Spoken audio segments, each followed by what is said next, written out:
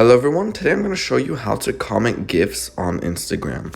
So here I have a post right here from Lionel Messi, and I'm going to go ahead and try to leave a comment, right? And this is how you're going to do it.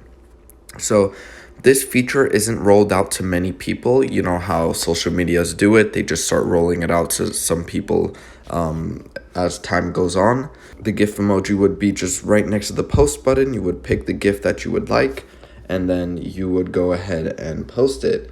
Just like how you would do it with stories, you would come to GIF, and then you could go ahead and put a GIF or search a GIF or anything of the sort. There you go. I clicked it and this GIF has been sent. So just like that, Instagram will slowly start releasing it to everybody.